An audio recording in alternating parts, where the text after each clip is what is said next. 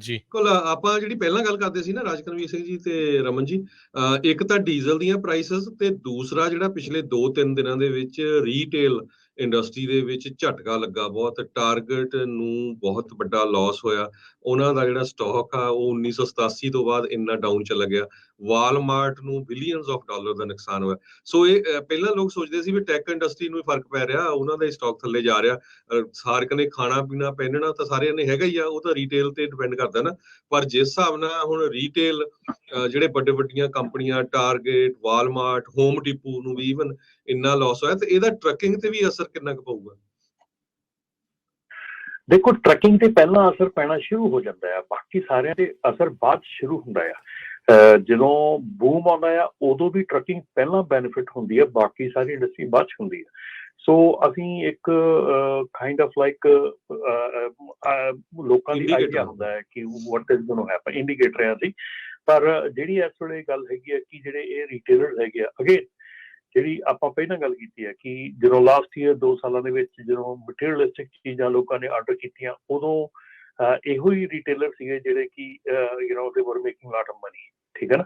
ਤੇ ਹੁਣ ਉਹ ਆਬਵੀਅਸਲੀ ਜਦੋਂ ਡਿਮਾਂਡ ਥੱਲੇ ਜਾਣੀ ਆ, ਲੋਕਾਂ ਦਾ ਉਹ ਚੀਜ਼ਾਂ ਥੱਲੇ ਜਾਣੀਆਂ ਆ, ਤੇ ਕੁਛ ਇੱਕ ਜਿਹੜੀਆਂ ਵਾਲਮਾਰਟ ਤੇ ਕਹਿ ਲਓ ਵੀ ਇਹਨਾਂ ਦਾ ਆਪਸ 'ਚ ਕੰਪੀਟੀਸ਼ਨ ਹੈ, ਤੇ ਉੱਤੋਂ ਜਿਹੜੀ ਐਮਾਜ਼ੋਨ ਹੈਗੀ ਆ ਉਹਨੇ ਬਹੁਤ ਜ਼ਿਆਦਾ ਸੌਖਾ ਕਰ ਦਿੱਤਾ। ਮੈਂ ਖੁਦ ਤੁਸੀਂ ਆਪਣੇ ਆਪ ਨੂੰ ਝਾਤੀ ਮਾਰ ਕੇ ਦੇਖੋ ਸਾਰੇ ਜਾਣੇ, ਵੀ ਆਪਾਂ ਫੋਨ ਦੇ ਉੱਤੇ ਐਮਾਜ਼ੋਨ ਤੋਂ ਆਰਡਰ ਕਰ ਦਿੰਦੇ ਹਾਂ ਮਿੰਟ ਦੇ ਵਿੱਚ, ਤੇ ਚਾਹੇ ਨਿੱਕੀ ਤੋਂ ਨਿੱਕੀ $5 ਦੀ ਚੀਜ਼ ਹੋਵੇ ਉਹ ਵੀ ਅਗਲੇ ਫ੍ਰੀ ਤੁਹਾਡੇ ਘਰ ਡਿਲੀਵਰ ਕਰ ਦਿੰਦੇ। ਤੇ ਫਿਰ ਬੰਦਾ ਸਟੋਰ ਤੇ ਕਿਉਂ ਜਾਊਗਾ, ਕਿਸੇ ਨੇ ਕਿਉਂ ਉੱਥੇ ਗੱਡੀ ਚੱਕੂਗਾ? ਅਗਲਾ ਕਹਿੰਦਾ ਇੰਨਾ ਗੈਸ ਮਹਿੰਗਾ ਆ, ਟਾਈਮ ਲਾਊਂਗਾ, ਇਸ ਤੋਂ ਬਿਹਤਰ ਹੈ ਮੈਂ ਚਲ ਆਰਡਰ ਕਰ ਦਿੰਦਾ ਆਰਾਮ ਨਾਲ, ਇੱਥੇ $5-10 ਦੀ ਭਾਵੇਂ ਚੀਜ਼ ਹੋਵੇ ਤਾਂ ਵੀ ਛੱਡ ਜਾਂਦੇ। ਸੋ ਉਸ ਚੀਜ਼ ਨੇ ਵੀ ਕਾਫੀ ਜ਼ਿਆਦਾ ਜਿਹੜਾ ਆ ਰੀਟੇਲਰਸ ਨੂੰ, ਜਿਹੜੇ ਬਾਕਸ ਰੀਟੇਲਰਸ ਹੈਗੇ ਆ, ਉਹਨਾਂ ਨੂੰ ਹਰਟ ਕੀਤਾ ਆ।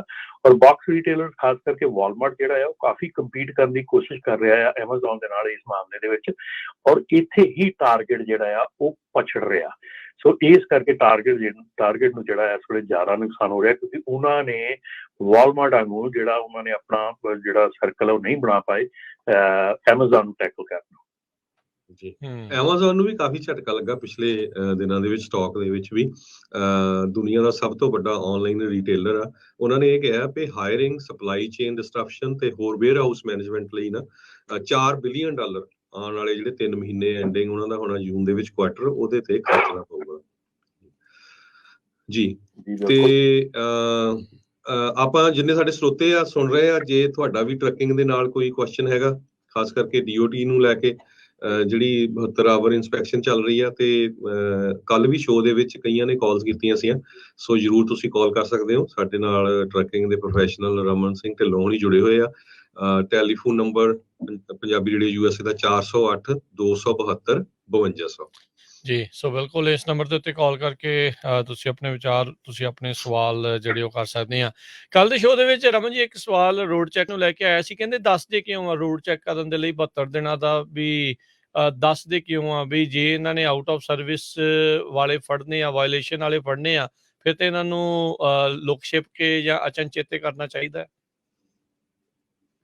ਜੀ। ਕੋਲ ਆਪਾਂ ਜਿਹੜੀ ਪਹਿਲਾਂ ਗੱਲ ਕਰਦੇ ਸੀ ਨਾ ਰਾਜਕਰਮਵੀਰ ਸਿੰਘ ਜੀ ਤੇ ਰਮਨ ਜੀ, ਇੱਕ ਤਾਂ ਡੀਜ਼ਲ ਦੀਆਂ ਪ੍ਰਾਈਸਸ ਤੇ ਦੂਸਰਾ ਜਿਹੜਾ ਪਿਛਲੇ 2-3 ਦਿਨਾਂ ਦੇ ਵਿੱਚ ਰੀਟੇਲ ਇੰਡਸਟਰੀ ਦੇ ਵਿੱਚ ਝਟਕਾ ਲੱਗਾ ਬਹੁਤ। ਟਾਰਗੇਟ ਨੂੰ ਬਹੁਤ ਵੱਡਾ ਲਾਸ ਹੋਇਆ। ਉਹਨਾਂ ਦਾ ਜਿਹੜਾ ਸਟਾਕ ਆ ਉਹ 1987 ਤੋਂ ਬਾਅਦ ਇੰਨਾ ਡਾਊਨ ਚਲਾ ਗਿਆ। ਵਾਲਮਾਰਟ ਨੂੰ ਬਿਲੀਅਨਸ ਆਫ ਡਾਲਰ ਦਾ ਨੁਕਸਾਨ ਹੋਇਆ। ਸੋ ਇਹ ਪਹਿਲਾਂ ਲੋਕ ਸੋਚਦੇ ਸੀ ਵੀ ਟੈਕ ਇੰਡਸਟਰੀ ਨੂੰ ਹੀ ਫਰਕ ਪੈ ਰਿਹਾ, ਉਹਨਾਂ ਦਾ ਹੀ ਸਟਾਕ ਥੱਲੇ ਜਾ ਰਿਹਾ। ਸਾਰਕ ਨੇ ਖਾਣਾ ਪੀਣਾ ਪਹਿਨਣਾ ਤਾਂ ਸਾਰਿਆਂ ਨੇ ਹੈਗਾ ਹੀ ਆ, ਉਹ ਤਾਂ ਰੀਟੇਲ ਤੇ ਡਿਪੈਂਡ ਕਰਦਾ ਨਾ।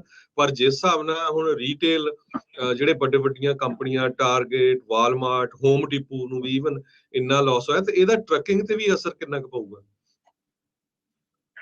ਦੇਖੋ, ਟਰੱਕਿੰਗ ਤੇ ਪਹਿਲਾਂ ਅਸਰ ਪੈਣਾ ਸ਼ੁਰੂ ਹੋ ਜਾਂਦਾ ਆ, ਬਾਕੀ ਸਾਰਿਆਂ ਤੇ ਅਸਰ ਬਾਅਦ ਸ਼ੁਰੂ ਹੁੰਦਾ ਆ। ਜਦੋਂ ਬੂਮ ਆਉਂਦਾ ਆ ਉਦੋਂ ਵੀ ਟਰੱਕਿੰਗ ਪਹਿਲਾਂ ਬੈਨੀਫਿਟ ਹੁੰਦੀ ਹੈ, ਬਾਕੀ ਸਾਰੀ ਇੰਡਸਟਰੀ ਬਾਅਦ 'ਚ ਹੁੰਦੀ ਹੈ। ਸੋ ਅਸੀਂ ਇੱਕ ਕਾਈਂਡ ਆਫ ਲਾਈਕ ਲੋਕਾਂ ਦੀ ਆਈਡੀਆ ਹੁੰਦਾ ਹੈ ਕਿ what is going to happen, indicator ਹੈ ਅਸੀਂ।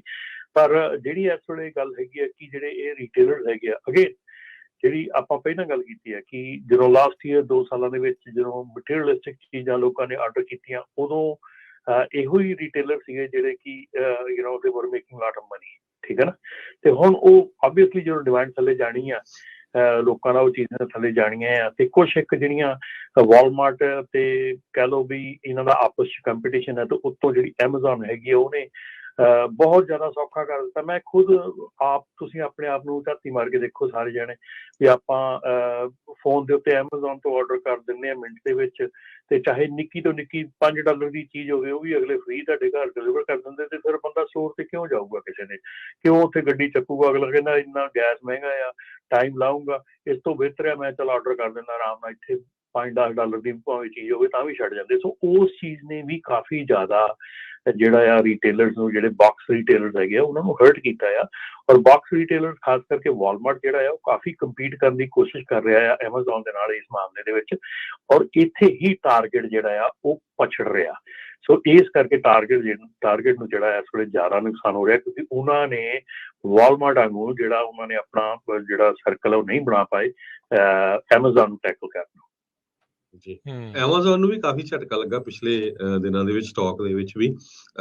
ਦੁਨੀਆ ਦਾ ਸਭ ਤੋਂ ਵੱਡਾ ਆਨਲਾਈਨ ਰੀਟੇਲਰ ਆ, ਉਹਨਾਂ ਨੇ ਇਹ ਕਿਹਾ ਕਿ ਹਾਇਰਿੰਗ, ਸਪਲਾਈ ਚੇਨ ਡਿਸਟਰਪਸ਼ਨ ਤੇ ਹੋਰ ਵੇਅਰ ਹਾਊਸ ਮੈਨੇਜਮੈਂਟ ਲਈ ਨਾ $4 ਬਿਲੀਅਨ ਆਉਣ ਵਾਲੇ ਜਿਹੜੇ 3 ਮਹੀਨੇ ਐਂਡਿੰਗ ਉਹਨਾਂ ਦਾ ਹੋਣਾ ਜੂਨ ਦੇ ਵਿੱਚ ਕੁਆਟਰ, ਉਹਦੇ ਤੇ ਖਰਚਣਾ ਪਊਗਾ ਜੀ।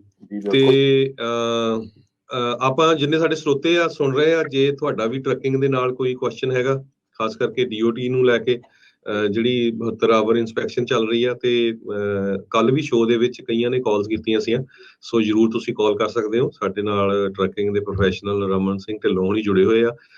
Telephone number Punjabi radio USA ਦਾ 408 272 5200 ਜੀ। ਸੋ ਬਿਲਕੁਲ ਇਸ ਨੰਬਰ ਦੇ ਉੱਤੇ ਕਾਲ ਕਰਕੇ ਤੁਸੀਂ ਆਪਣੇ ਵਿਚਾਰ, ਤੁਸੀਂ ਆਪਣੇ ਸਵਾਲ ਜਿਹੜੇ ਉਹ ਕਰ ਸਕਦੇ ਆ। ਕੱਲ ਦੇ ਸ਼ੋਅ ਦੇ ਵਿੱਚ ਰਮਨ ਜੀ ਇੱਕ ਸਵਾਲ ਰੋਡ ਚੈੱਕ ਨੂੰ ਲੈ ਕੇ ਆਇਆ ਸੀ, ਕਹਿੰਦੇ ਦੱਸਦੇ ਕਿਉਂ ਆ ਰੋਡ ਚੈੱਕ ਕਰਨ ਦੇ ਲਈ 72 ਦਿਨਾਂ ਦਾ ਵੀ ਦੱਸਦੇ ਕਿਉਂ ਆ ਵੀ ਜੇ ਇਹਨਾਂ ਨੇ ਆਊਟ ਆਫ ਸਰਵਿਸ ਵਾਲੇ ਫੜਨੇ ਆ, ਵਾਇਲੇਸ਼ਨ ਵਾਲੇ ਫੜਨੇ ਆ, ਫਿਰ ਤੇ ਇਹਨਾਂ ਨੂੰ ਲੁਕ ਛਿਪ ਕੇ ਜਾਂ ਅਚਨਚੇਤੇ ਕਰਨਾ ਚਾਹੀਦਾ ਹੈ।